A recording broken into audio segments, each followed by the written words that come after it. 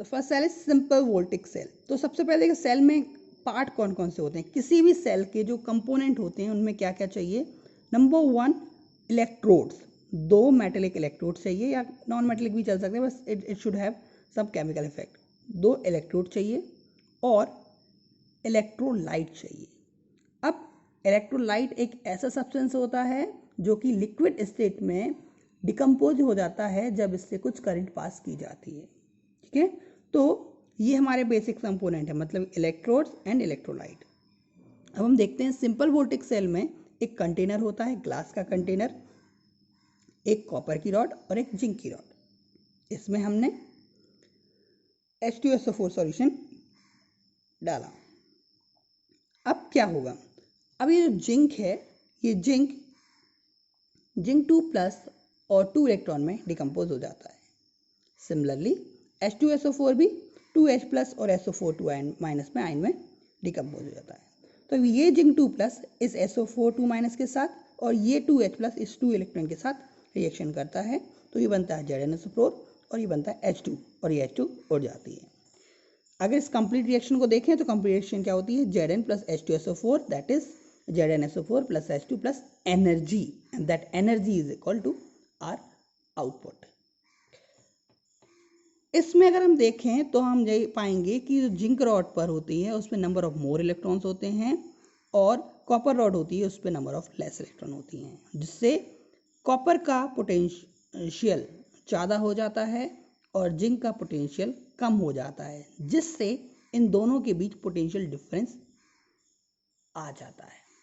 तो सर्किट में जो सर्किट एक्सटर्नल सर्किट लगाते हैं वहाँ करंट कॉपर रॉड से जिंक रॉड की ओर या इलेक्ट्रॉन जिंक रॉड से कॉपर रॉड की ओर बहने लगते हैं। इसका मतलब ये है कि ये हमारा पॉजिटिव टर्मिनल हो जाता है और ये हमारा नेगेटिव टर्मिनल हो जाता है।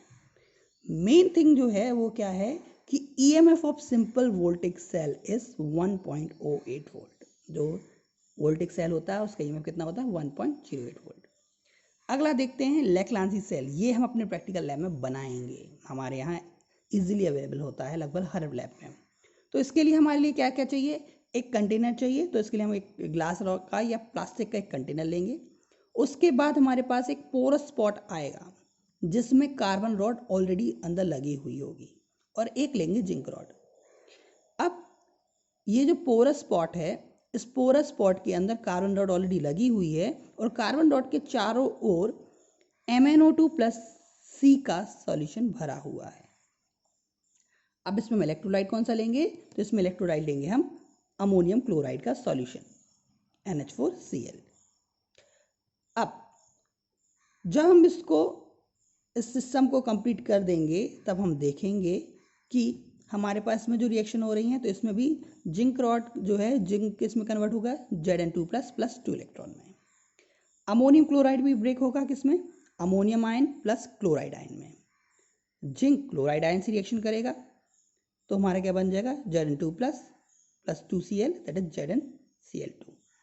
अमोनियम आयन इलेक्ट्रॉन से न्यूट्रलाइज होगा तो कितना बजाएगा, क्या हो जाएगा, अमोनिया प्लस हाइड्रोजन। बट ये जो हाइड्रोजन है ये गैस MnO2 की प्रेजेंस के कारण पानी में कन्वर्ट हो जाती है। तो कंप्लीट रिएक्शन कुछ इस तरीके से होती है, Zn + 2NH4Cl + 2MnO2 that is equal to ZnCl2 + Mn2O3 + 2NH3 + H2O + energy. Don't worry, आपको ये रिएक्शन अभी फिजिक्स में याद नहीं करनी है, केमिस्ट्री में you will have to learn, but अभी तो मैं केवल आपको जनरली बता रहा हूँ क्या हो रहा है। अब हमने देखा क्या कि यहाँ भी जिंक रॉड पर मोर इलेक्ट्रॉन, कार्बन रॉड पर लेस इलेक्ट्रॉन। तो हमारे पास कार्बन रॉड पर पोटेंशियल मोर हो गया, जिंक रॉड पर पोटेंशियल लेस हो गया।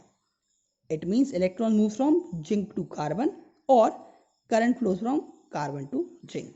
सबसे इंपॉर्टेंट बात क्या है, ये आपको बिल्कुल बाय हार्ट होना चाहिए कि EMF ऑफ लेक्लांसी सेल कितना है, 1.5 volt. That you have to learn, okay, क्योंकि आपको कई बार वाइवा में क्वेश्चन पूछा जाता है। ये आप फिर से देख लीजिए क्योंकि आपको प्रैक्टिकल में बनाना पड़ेगा। क्या किया आपने, आपके पास एक पोरस स्पॉट होगा ऑलरेडी जिसमें कार्बन रॉड लगी होगी, दूसरा एक जिंक रॉड होगी, और इसको आपको एक कंटेनर में लेना है और उसमें आपको क्या डालना है, अमोनियम क्लोराइड का सॉल्यूशन डालना है, बाकी कनेक्शन करने हैं। That is your cell is completed. Okay,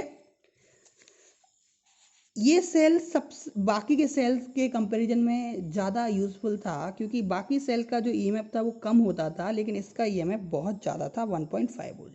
but problem ये थी, ये लिक्विड स्टेट में होने के कारण इसको इजीली एक जगह से दूसरी जगह ट्रांसपोर्ट नहीं कर पाते थे, इसलिए इसी का ड्राई फॉर्म बनाया जिसे हम बोलते हैं ड्राई सेल। जो हमारा नॉर्मल सेल होता है वो ड्राई सेल। इस ड्राई सेल में बिल्कुल वही प्रोसेस रखी जो लैक्रेंज सेल में होती थी। इसमें हमने एक जिंक का कंटेनर लिया। इस जिंक के कंटेनर के अंदर एक soft bag, polythene bag type का एक सॉफ्ट बैग लगाया, और जिसमें हमने इसके अंदर MnO2 प्लस कार्बन का सॉल्यूशन फिल किया, जैसे पोरस पॉट किया था, और उसके अंदर में क्या लगा दी, कार्बन की रॉड लगा दी। इसके बाहर हमने क्या चाहिए था, NH4Cl का अमोनियम क्लोराइड का सॉल्यूशन चाहिए था, तो हमने इसको सॉलिड में कन्वर्ट कर दिया। मतलब कि ammonium chloride plus zinc chloride और ग्लू तीनों को मिक्सअप किया और इसके आउटसाइड पार्ट में लगा दिया और इसको पैक कर दिया, सील पैक कर दिया, और यहाँ हमने ब्रास की कैप लगा दी। तो ये हमारा बिल्कुल लैक्रांसी सेल की तरीके का सॉलिड फॉर्म बन गया। सारी रिएक्शन वही होंगी जो लैक्रांसी सेल में होंगी।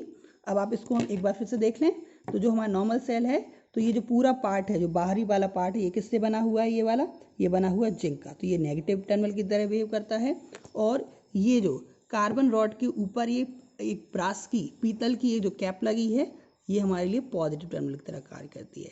एक बार अगर आपके पास कोई वेस्ट सेल हो, उसको तोड़ के जरूर देखिएगा, आपको वहाँ ये सब कुछ मिलेगा। ठीक है, तो this is dry cell. Again इसका ईएमएफ भी कितना होता है, 1.5 वोल्ट। इससे हम सर्किट में मैक्सिमम करंट कितनी ले सकते हैं, 0.25 एम्पियर। जब आप लैब खोलेंगे, आप लैब में एक बार इसको जाकर सेल का ईएमएफ या वोल्टेज जो है वो आप वोल्ट मीटर से मेजर जरूर करिए। नेक्स्ट आता है डेनियल सेल। अब एक्चुअली लैब में हमारे लिए कभी कभी दो सेल की जरूरत पड़ेगी, तो एक तो हम बनाएंगे लैक्रांसी सेल और दूसरा हम बनाएंगे डेनियल सेल। अब डेनियल सेल कैसे बनाते हैं, तो इसमें एक्चुअली जो कॉन्सेप्ट आता है वो आता है सॉल्ट ब्रिज का concept, that you will learn in the chemistry. हमें अभी इससे कोई लेना देना नहीं, हमें अभी ये देखना है कि आप इसको बनाएंगे कैसे। तो इसके लिए हम क्या लेंगे, एक कॉपर का कंटेनर लेंगे और एक ओपन पोरस पॉट लेंगे। अब कॉपर के कंटेनर में आप कॉपर सल्फेट का सॉल्यूशन भर देंगे, ये भर दिया। अब इसके अंदर आप ये पोरस पॉट रखेंगे। अब इस पोरस पॉट के अंदर आप डाइल्यूट H2SO4 डालेंगे और उसके अंदर आप जिंक रॉड डालेंगे। मतलब इसमें हमने 2 इलेक्ट्रोलाइट यूज़ किए हैं। फिर से देखें, हमने क्या किया, एक कॉपर पॉट लिया, कॉपर पॉट में क्या डाला, कॉपर सल्फेट, उसके अंदर क्या डाला, पोरस पॉट के अंदर क्या डाला, H2SO4, और उसके अंदर क्या डाला, जिंक रॉड। इस तरीके से आपका ये जो सेल बन गया वो क्या बन गया, आपका डेनियल सेल। इसमें जो कॉपर कंटेनर है वो पॉजिटिव टर्मिनल की तरह बिहेव करेगा, जिंक रॉड नेगेटिव टर्मिनल की तरह बिहेव करेगी। ये हमें याद रखना है। और इसका ईएमएफ कितना होता है, इसका ईएमएफ होता है 1.1 वोल्ट, मतलब 1.08 वोल्ट। इसमें भी जो रिएक्शंस होती हैं वो देखें, Zn convert in Zn2 plus plus 2 electron, H2SO4 convert in 2H plus plus SO4 2 minus. फिर ZnSO4 से रिएक्शन करके क्या बना लेगा, ZnSO4। अब दूसरा इलेक्ट्रोलाइट भी हमारे पास है, copper sulphate, again convert copper 2 plus और SO4 2 माइनस। तो ये 2H प्लस SO4 2 माइनस के साथ क्या रिएक्शन बना लेगा, H2SO4। और ये कॉपर 2 प्लस इस 2 इलेक्ट्रॉन के साथ क्या बना लेगा, कॉपर। कंबाइंड रिएक्शन हमारी बनेगी Zn plus copper sulphate equal to ZnSO4 plus copper plus energy. यहाँ से जो एनर्जी मिली तो इससे हमें पता चलेगा more electron in zinc rod, less in copper, so potential of copper is more than to zinc, so electron move from zinc to copper और current flow from copper to zinc. तो ये हमारे थे सेल। अब हम अपना main topic देखेंगे EMF.